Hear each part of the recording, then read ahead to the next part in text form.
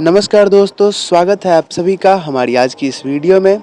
और आज की इस वीडियो में हम बात करेंगे जीके के टॉप 50 क्वेश्चंस के आंसर के बारे में, जो कि हमारे एसएससी सीएचएसएल 2024 के लिए बहुत ज़्यादा इम्पोर्टेंट होने वाला है। और ये प्रश्न ऐसे हैं जो कि एसएससी द्वारा हर उनके एग्ज़ाम में एसएससी जीडी, सीएचएसएल, सीजीएल या फिर एमटीएस में बार बार पूछे जाते हैं और आगे भी पूछे जाने की संभावना है। तो बिना देरी किए हुए चलते हैं हमारे पहले सवाल पे। और अगर सवाल पसंद आए, लगे कि इम्पोर्टेंट है, तो प्लीज़ वीडियो को लाइक ज़रूर कर दीजिएगा, हमें बहुत ज़्यादा मोटिवेशन मिलता है। और चैनल को सब्सक्राइब कर लीजिए, क्योंकि ऐसी वीडियोज़ आपको हर रोज़ मिलेगी, यही मिलेगी, ठीक है। और बहुत बहुत धन्यवाद आप सभी का। आप सभी के सपोर्ट से 6000 से ज़्यादा की यूट्यूब फैमिली हमारी पूरी हो चुकी है। बहुत ज़्यादा धन्यवाद, ऐसे ही प्यार बनाए रखिए। चलते हैं हमारे आज के पहले सवाल पे। हमारा पहला प्रश्न है, वित्त आयोग भारत संविधान के अनुच्छेद डैश के तहत गठित है? क 270, ख 280, ग 226 या फिर घ 245। सही विकल्प होगा ख। वित्त आयोग हमारे भारतीय संविधान के अनुच्छेद 280 के तहत गठित है। चलते हैं हमारे अगले प्रश्न पे। अगला प्रश्न है, ताजमहल किसने बनवाया था? क शाहजहां, ख शेरशाह, ग नादिर शाह या फिर घ जहांगीर। सही उत्तर लगभग हम सभी को पता है, क शाहजहां ने जो है वो ताजमहल का निर्माण करवाया था। और किसकी याद में बनवाया था, ये आप सभी को अगर पता है तो प्लीज़ कमेंट में बता दीजिए, ठीक है। अगले प्रश्न पे चलते हैं। अगला प्रश्न है, नालंदा विश्वविद्यालय किसके द्वारा स्थापित किया गया था? क समुद्रगुप्त, ख चंद्रगुप्त, ग कुमारगुप्त या फिर घ हर्षवर्धन के द्वारा। सही उत्तर होगा ऑप्शन नंबर ग, कुमारगुप्त द्वारा जो है नालंदा विश्वविद्यालय की स्थापना की गई थी। अगले प्रश्न पे चलते हैं। अगला प्रश्न है, ब्लीचिंग पाउडर को पीने के पानी में किस तरह इस्तेमाल किया जाता है? क स्कंदनकारी, ख निस्संक्रामक, ग एंटीसेप्टिक या फिर घ जीवाणुनाशक। सही उत्तर होगा ऑप्शन नंबर ख, निस्संक्रामक के रूप में इस्तेमाल किया जाता है ब्लीचिंग पाउडर को पीने के पानी में, ठीक है। अगले प्रश्न पे चलते हैं। हमारा पांचवा प्रश्न है, नींबू के रस का पीएच मान कितना होता है? क 7 के बराबर, ख कुछ भी भविष्यवाणी नहीं की जा सकती, ग 7 से अधिक या फिर घ 7 से कम। तो विकल्प घ हमारा सही उत्तर है। नींबू के रस का पीएच मान 7 से कम होता है। अगले प्रश्न पे चलते हैं। छठा प्रश्न है, वॉशिंग सोडा को इस रूप में भी जाना जाता है?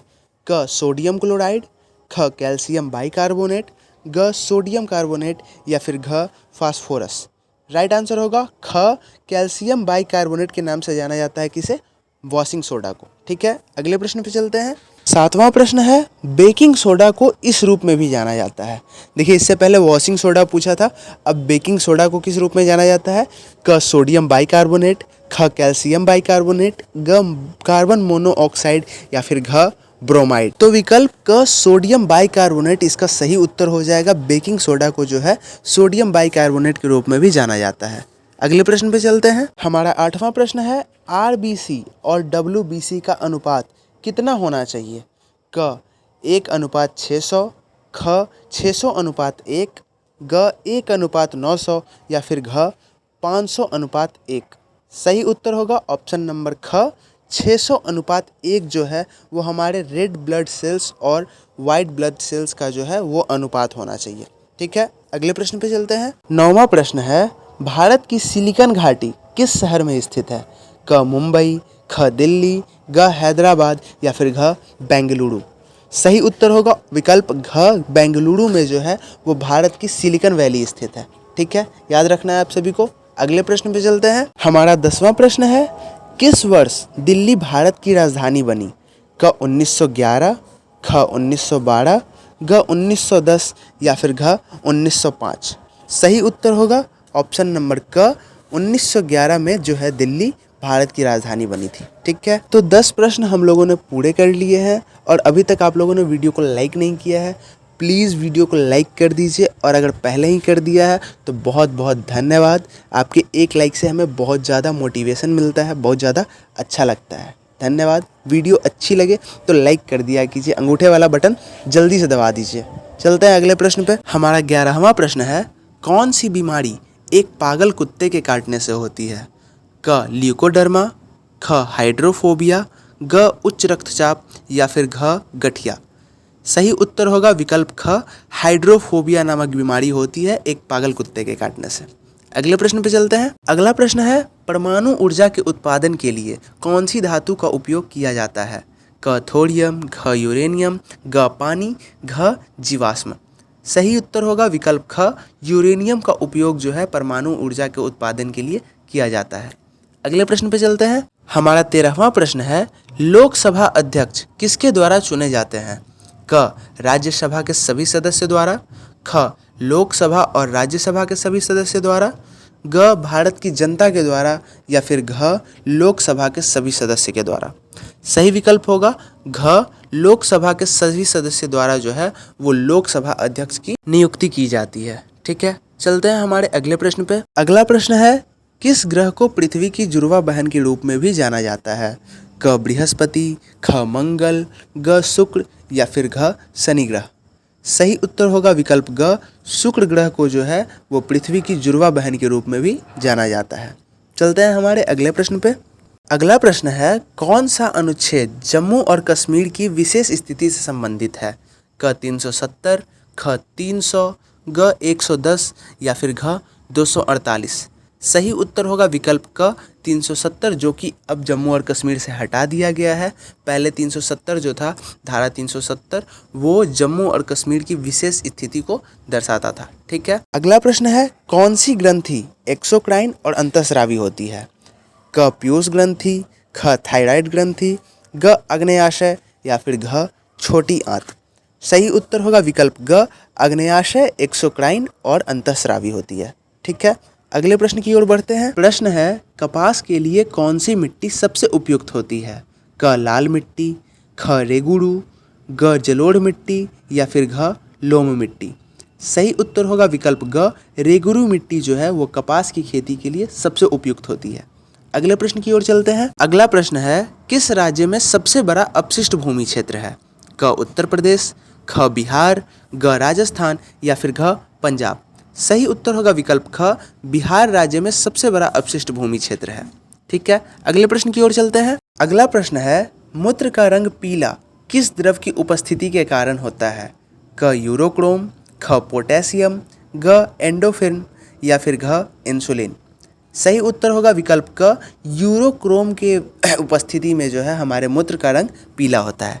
ठीक है, अगले प्रश्न पे चलते हैं। हमारा 20वां प्रश्न है, भारत का नेपोलियन नाम से कौन प्रसिद्ध है? क समुद्रगुप्त, ख चंद्रगुप्त, ग कुमारगुप्त, या फिर घ हर्षवर्धन। सही उत्तर होगा विकल्प क, समुद्रगुप्त हमारे भारत का नेपोलियन नाम से प्रसिद्ध है। ठीक है, बढ़ते हैं अगले प्रश्न की ओर। प्रश्न है, भारत में सबसे बड़ा नदी बेसिन कौन सा है? क गोदावरी बेसिन, ख नर्मदा बेसिन, ग यमुना बेसिन, या फिर घ गंगा बेसिन। सही उत्तर होगा विकल्प घ, गंगा बेसिन हमारे भारत की सबसे बड़ी नदी बेसिन है। ठीक है, अगले प्रश्न पे चलते हैं। अगला प्रश्न है, अमरकंटक किस नदी से उत्पन्न है? क महानदी, ख गोदावरी, ग नर्मदा, या फिर घ कृष्णा। सही उत्तर होगा विकल्प ग, नर्मदा नदी से जो है वो हमारी अमरकंटक उत्पन्न है। ठीक है, अगले प्रश्न की ओर बढ़ते हैं। हमारा अगला प्रश्न है, दुनिया की सबसे बड़ी ताजे पानी की झील कौन सी है? क सुपीरियर झील, ख मिशिगन झील, ग मलावी झील, या फिर घ ग्रेट बियर झील। सही उत्तर होगा विकल्प क, सुपीरियर झील हमारी दुनिया की सबसे बड़ी ताजे पानी की झील है। ठीक है, अगले प्रश्न की ओर बढ़ते हैं। अगला प्रश्न है, कौन सा दिन विश्व पर्यावरण दिवस के रूप में मनाया जाता है? क 5 जून, ख 8 जून, ग 5 अप्रैल, या फिर घ 21 अप्रैल। सही विकल्प होगा क 5 जून, बिल्कुल इसका सही उत्तर हो जाएगा। अगले प्रश्न की ओर बढ़ते हैं। हमारा प्रश्न है, कौन सा लैंड लॉक्ड समुद्र है? मतलब कि इनमें से कौन चारों तरफ से भूमि से घिरा हुआ सागर है? क कैरिबियन सागर, ख अराल सागर, ग लाल सागर, या फिर घ दक्षिण चीन सागर। सही उत्तर होगा विकल्प ख, अराल सागर एक लैंड लॉक्ड समुद्र है, मतलब कि वो चारों तरफ से भूमि से घिरा हुआ है। ठीक है, बढ़ते हैं अगले प्रश्न की ओर। तो आज की ये वीडियो हम 25 प्रश्न पे ही रहने देते हैं। बाकी के 25 प्रश्न जो हैं इस वीडियो वाले, वो अगली वीडियो में हम ले आएंगे। ठीक है, क्योंकि वीडियो बहुत ज़्यादा लंबी हो जा रही है। ऐसे 10 मिनट की वीडियो रहेगी, आप लोगों को भी पढ़ने में बहुत ज़्यादा मज़ा आएगा। अब से 25-25 प्रश्न के प्रैक्टिस सेट हर रोज़ आएंगे और हर की वीडियो आपको इसी चैनल पे मिल जाएगी। सब्सक्राइब कर लीजिए और तैयारी करते रहिए। उम्मीद करते हैं आप सभी अपने लक्ष्य की प्राप्ति जल्दी ही करेंगे। तब तक के लिए धन्यवाद। मिलते हैं अगली वीडियो में। पर वीडियो एंड करने से पहले आप सभी से हमारा एक छोटा सा रिक्वेस्ट है कि अगर आपको वीडियो अच्छी लगती हो तो प्लीज़ कमेंट में बता दीजिए, और अगर बुरी लगती हो तो वो भी कमेंट में बता दीजिए कि कौन सा पार्ट आपको बुरा लगता है, कहाँ पे कोई गलती हो जाती है, तो वो पार्ट हम कोशिश करेंगे सुधार कर पाएँ और आप सभी को एक क्वालिटी कंटेंट प्रोवाइड कर पाएँ, ताकि आप सभी को कोई दिक्कत नहीं हो। ठीक है, तो प्लीज़ कमेंट करना नहीं भूलिएगा। ठीक है, तो तैयारी करते रहिए और प्रैक्टिस सेट हर रोज़ दीजिए, और मॉक टेस्ट कहीं से भी दीजिए, लेकिन मॉक टेस्ट हर रोज़ लगाइए, टाइम बहुत ही कम है। और हम आप सभी के लिए इसी चैनल पे हर रोज़ संभावित प्रश्नों की वीडियोज़ लाएंगे, जो कि आपके एसएससी CHSL 2024 में आप सभी की बहुत ज़्यादा मदद करेगा। ठीक है, तो मिलते हैं अगली वीडियो में ऐसे ही महत्वपूर्ण और संभावित प्रश्नों के साथ। तब तक के लिए नमस्कार।